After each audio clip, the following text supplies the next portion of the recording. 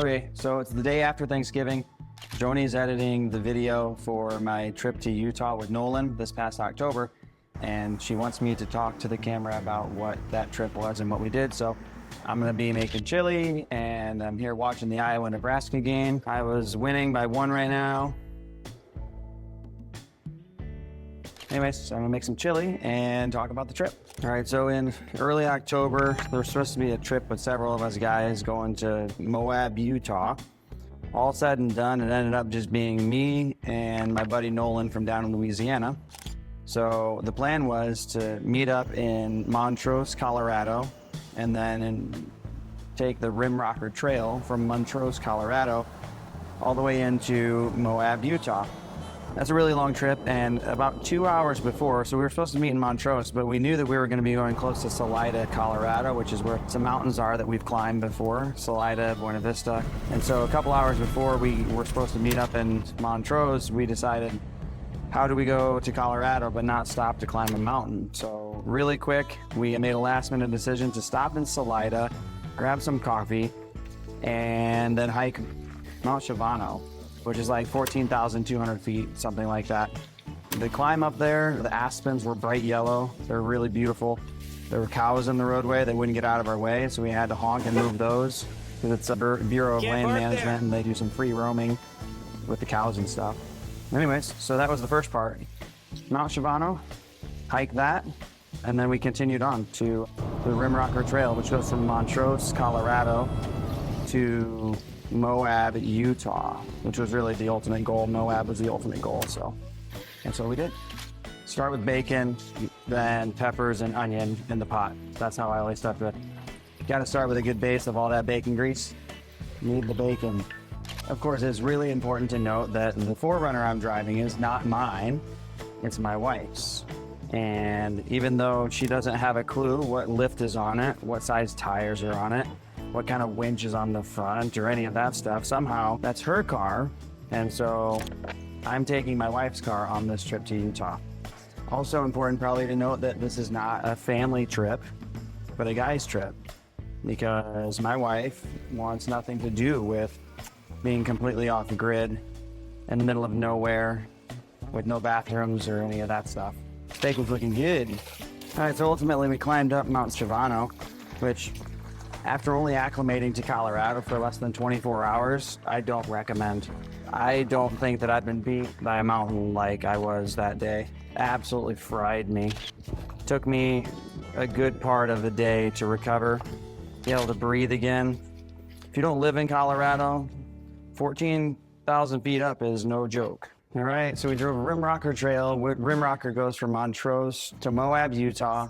We had to camp overnight on that, and it took us 2 days, and most of it was nighttime driving, which wasn't how I would have preferred it, but we ran out of daylight and decided to hike up a mountain the day before, so we ran out of time.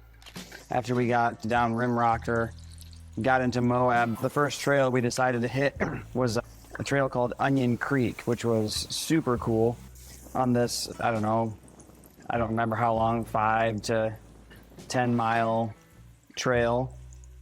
There was probably 30 crossings on this creek. You just go back and forth going through the water. We got all the way to the back of that, and we drove down into this deep canyon after we'd climbed all the way up, switchbacks all the way down, and then camped at the bottom of a place called like Hideout Canyon, I think. And that was really great. Got a couple really cool night shots, or night photos, long exposure photos. Had a great campfire, sat and drank coffee around the campfire. If I was to say out of the entire trip, Onion Creek and then camping at Hideout Canyon was probably one of the cooler places that we did. And if I went back, I'd go back there again. It was pretty cool.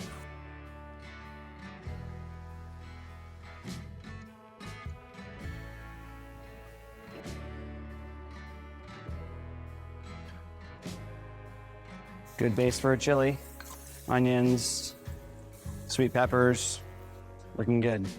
All right, so after Onion Creek, we did a place called Gemini Bridges, and then we went to a trail called Poison Spider, which, quite honestly, we should have never been on with our 2 vehicles, me in a 4Runner and Nolan in his Tacoma.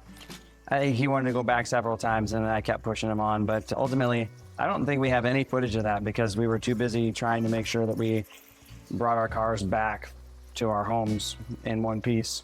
And that kind of turned into the name of the game, per se, or the whole mantra of the trip was to come back with our cars in one piece. And we did that, mostly unscathed. Nolan will tell a story if he has the chance of the time that he got a scratch on his bumper and it's my fault. But that's what that car's for, right? Get it off road. And then I got to tell you about White Rim. That's where we went next, is White Rim. That's the one where I had to get passes for backcountry permits to camp and stuff ahead of all of that. White Rim, which was pretty easy for the vehicles most of the time. Really, that one was just a long trail. It took us 2 days to get all the way through it. Yeah, White Rim. We did White Rim. We camped 2 different nights along White Rim. One very early on in White Rim, and then we did the loop going down. And at the very peak of White Rim, there's a bluff where there's 360-degree view as you stand all the way out there, all the way around you of just desolate land, but it's beautiful red land, bluffs and stuff. I've got a photo, a panoramic photo of the whole thing. Really neat. And then we finished the loop coming back up and camped towards the end of the loop at the end there. So that was like the big part of the trip that we got to. Iconic, you have to do it. It was pretty cool. All right, so White Rim, that was all in the northern part of Canyonlands National Park. We did White Rim, and then after that we headed south and went into the southern part of Canyonlands, which is a little bit more or less common of an area to go to, but we went to a place called Elephant Hill, which was yet again another trail that we probably had no business being on in the vehicles we were in. Matter of fact, we got started down Elephant Hill. We got about, I don't know, most of the way towards our camp that we were going to stay at Elephant Hill before we had to turn around because it was just too difficult. It was essentially rock crawling. I needed a couple extra inches of lift and then a couple bigger set of tires to try to make it through that. Needless to say, we didn't make it. We had to turn around and go back. Ended up finding a place to camp just randomly on the trail. Went against the one-way because it was a one-way trail and we had no choice. So we ended up going back and then just bugging out of there, camping in the bottom of the creek bed, and then climbed right back out. But that was a sketchy climb just going in, and I think I got some video of that too. That was pretty much it. So essentially, that was the end of the majority of the trip. Elephant Hill, I would go back with a little extra oomph on the vehicle, get a bigger lift and some bigger tires, and I plan on making my way back to Elephant Hill because I really want to climb out of that. I had a really cool campsite set up for us that we didn't end up getting to, which was a bummer. So yeah, I'd definitely go back to that if I had the chance. And I think I will. I'll go back there. So yeah, that was pretty much the end of that. We climbed ourselves out of Elephant Hill, got out of the Canyonlands, and then we got back to the entrance of Canyonlands, and we had a choice to either go back to Moab for a night, which takes us both about an hour and a half, 2 hours out of our way, or just head home from there. And we decided to head home. Time to get this on the smoker. And wouldn't you know it, I was winning right now. 26-16, I think. Let's go. Go Hawks. Let's get this chili outside and put it on the smoker. Made my way back, stopped in Colorado, had to wash the car off because, like I said at the beginning, it's not my car, my wife's. So I got to get it clean. And then brought myself all the way back to Iowa. Moab, highly recommend it. I recommend it even more if you do it with a good friend. And that's it. See ya.